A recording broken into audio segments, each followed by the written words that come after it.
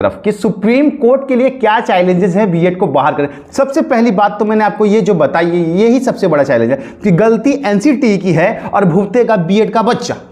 तो बिना गलती के सजा हो जाएगी उसको, बिना अपराध के जेल हो जाएगी उसको, समझ लीजिए एक तरह से ये बात हो जाएगी।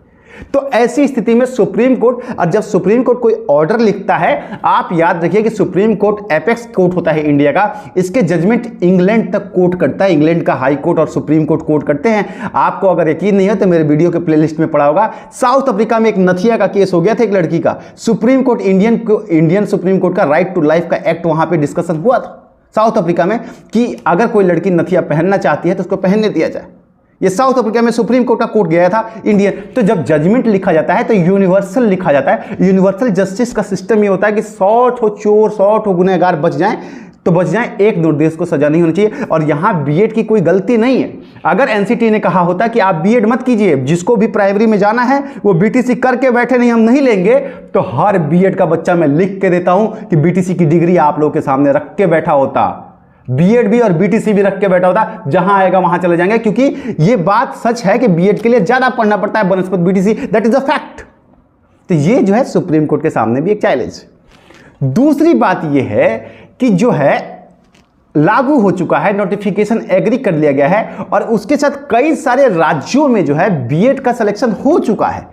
तो अगर ये ऑर्डर फॉलो अप कर दिया गया तो उन बीएड वालों को भी बाहर करना पड़ेगा, दैट इज अ प्रॉब्लम। और अगर उन्होंने उनको बाहर नहीं किया, बीएड वालों को जो शिक्षक हैं, जैसे कि बंगाल को कंसीडर कर लिया गया कि हम नहीं करेंगे बाहर, ठीक है ना, तो क्या जो आज बीएड करके बैठे हैं उनकी गलती तो यही हो जाएगी ना कि वो दूसरे राज्य में जहां वैकेंसी नहीं आई, मतलब 2018 के बाद से बंगाल की वैकेंसी आई, वहां बीएड वाले शामिल हो गए। 2018 के बाद से 2020 के बाद से मान लीजिए कि नोटिफिकेशन के बाद से उत्तर प्रदेश में भर्ती नहीं आई तो वहां के बीएड वाले बैठ गए। तो जिनको मौका मिल गया, जिनकी भर्ती आ गई, तो राज्य की गलती की सजा बीएड को मिलेगी। Got my point?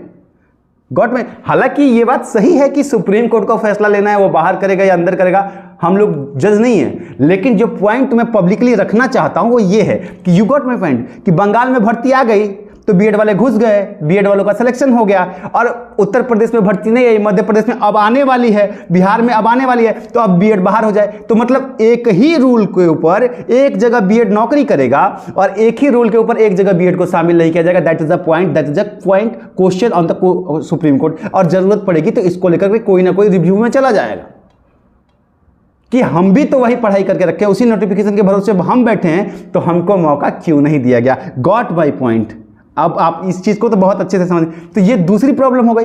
और तीसरी प्रॉब्लम ये है कि जब एनसीटी ने सारे राज्यों में मीटिंग करके 2016 से ही सब कुछ करके उसके डॉक्यूमेंट्स रखे हैं, रख दिए हैं सामने, और 19 राज्यों में बीएड आज तक कार्यरत है और सबसे अच्छे पूरे। अच्छा एक बात बताइए आप लोग, सारे देश की सबसे अच्छा एजुकेशन जो है वो तमिलनाडु और केरला का है या नहीं है? आप लोग भी बताइए। और वहां पर अगर वो सबसे पूरे देश का सबसे अच्छा एजुकेशन सिस्टम जो है तमिलनाडु और केरला का है, और वहां पे बीएड एलिजिबल है प्राथमिक में पिछले कई सालों से, और वहां की क्वालिफिकेशन का लेवल देखिए तो सबसे बेहतर है, तो किस बेस पर आप ये कहेंगे कि BEd is not eligible for primary education? क्योंकि वो जहां पढ़ा रहा है वहां तो वहां का शिक्षा का ग्राफ तो पिछले 20 साल से वो पढ़ा रहा है और वो सबसे ऊपर है पूरे देश का। तो ये सारी चीजों को अगर देखा जाए तो ऑनरेबल सुप्रीम कोर्ट को किसी भी तरीके से इतना आसान नहीं होगा कि वो बीएड को सीधा सीधा बाहर का रास्ता दिखा दे। या तो इसमें कुछ एक्सेप्शंस लग सकते हैं, ये मेरा, हालांकि मैं ऑनरेबल कोर्ट का सम्मान करता हूं, जो भी उनका जजमेंट आएगा वो बाहर कर सकते हैं, वो उनका अपना विवेक है, हम कोई जज तो है नहीं, लेकिन ये हमारा पॉइंट ऑफ व्यू है कि ऑनरेबल कोर्ट इस चीज को कंसीडर जरूर करेगा। और बाद में यूनियन का पत्र जब जाएगा, क्योंकि यूनियन से उन्होंने सबमिशन मांगा है, ये बात फैक्ट है ना, अगर उनको लगता कि यूनियन की राय नहीं लेनी चाहिए इसमें तो कह ही देते, लेकिन ऑनरेबल कोर्ट ने कहा कि union have to file his submission before Friday, तो शुक्रवार के पहले यूनियन को भी अपना सबमिशन लेना है। तो केंद्र की राय भी जो है ऑनरेबल कोर्ट जानना चाहती है इस मामले में कि वो क्या कहना चाहते हैं। तो अगर ऑनरेबल कोर्ट केंद्र से कहती है, केंद्र जो है एनसीटी से कहा है, तो ये सिंपल सी बात है कि केंद्र जो है बीएड की अनुसूची करेगा।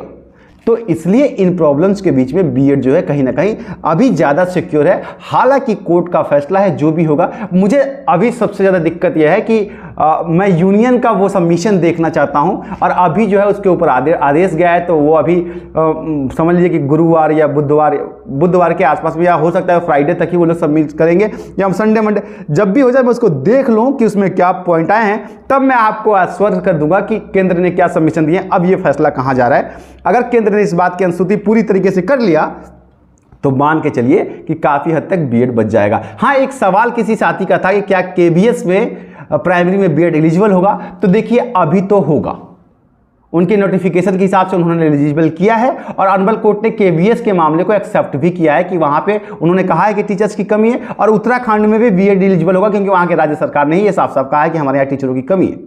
तो ये दो राज्य और केबीएस जो है वो बीएड के टेंशन वाले, बीएड वाले उसमें टेंशन ना लें, वो आप लोग सिक्योर हैं। बाकी जजमेंट के आने के पहले जो भी आती है चीज़ें मैं आप लोगों के बीच में फिर से आऊँगा। सब्सक्राइब और सपोर्ट और प्यार बनाए रखिएगा। मिलता हूँ, प्रणाम।